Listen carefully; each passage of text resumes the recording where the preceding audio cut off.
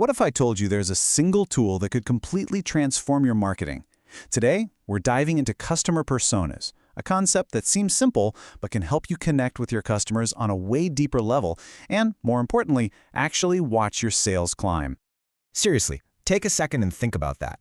I mean, most businesses think they do, right? But a lot of the time, that knowledge is just scratching the surface. Well, that's what this explainer is all about.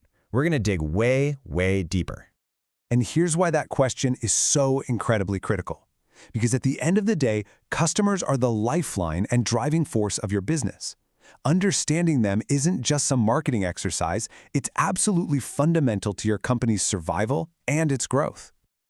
Okay, so first things first, we have to truly get to know our customer. The whole idea here is to put yourself directly into their shoes, or, maybe more accurately, into their minds, to really understand how they see the world and where your company fits into it. Because when you get these things, their habits, how they behave, what they're truly passionate about, you can stop just shouting into the void and start having an actual conversation. And that is what leads to better engagement, more sales, and, higher conversion rates. Now, I know what you might be thinking. Hey, I've already got a target market. Isn't that basically the same thing?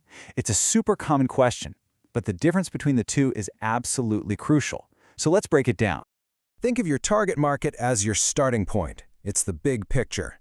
You're looking at broad groups of people based on demographics. Things like age, gender, income, location. It's essential information for sure, but it's kind of like casting a really wide net. A customer persona, on the other hand, that's a laser beam. It's a super detailed, semi-fictional profile of one specific person who represents your absolute ideal customer. We're not looking for what groups of people have in common anymore. We're hunting for what makes one individual totally unique.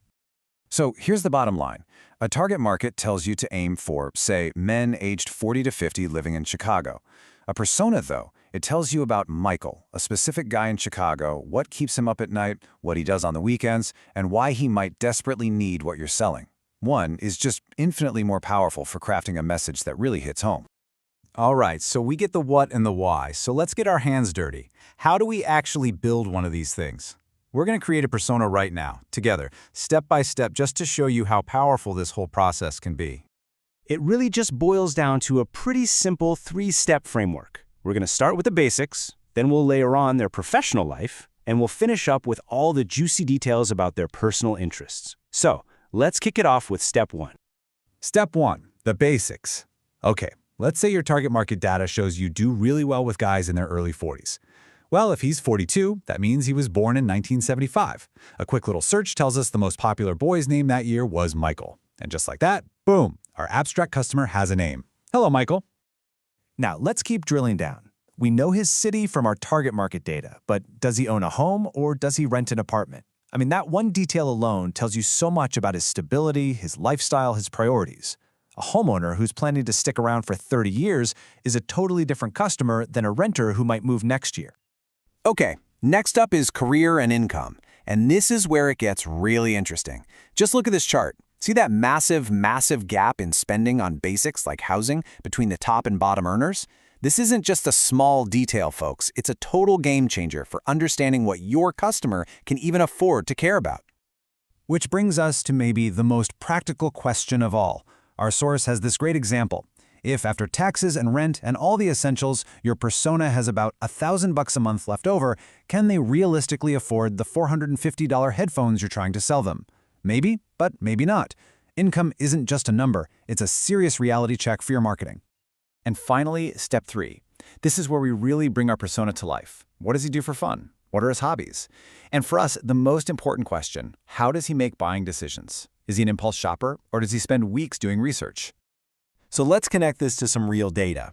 If we know our persona, Michael, is a researcher who uses social media, well, this stat is everything. 63% of users say consumer ratings are their #1 priority.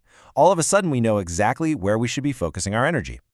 And it doesn't stop there. 62% of people say they explicitly trust those consumer reviews. So for a persona like Michael, testimonials and 5-star ratings aren't just, nice to haves. They are absolutely essential if you want to earn his business.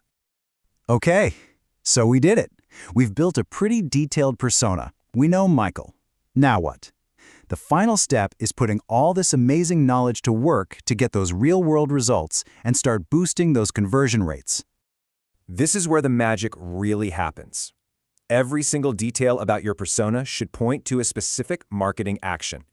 If they're an impulse buyer, you use scarcity tactics like sale ends tomorrow. If they're a researcher like Michael, you serve them case studies and tons of reviews. See, you're no longer guessing. You're tailoring your entire strategy to a specific person. And here it is, the golden rule you cannot forget. Every single detail in your persona, from his job to the fact that he plays hockey on weekends, has to be relevant to what you are selling. If a detail doesn't help you understand how to serve them better, it's just noise. So, if you take only one thing away from all of this, let it be this. It's time to stop marketing to vague, faceless groups. Start speaking directly to a single, specific person. Create that person, get to know them inside and out, and then talk to them. And that's the real challenge, right? All this information is only powerful if you actually apply it. So take a moment after this and really think, who is your Michael? Who is that perfect customer you're going to get to know? Go on, go build them.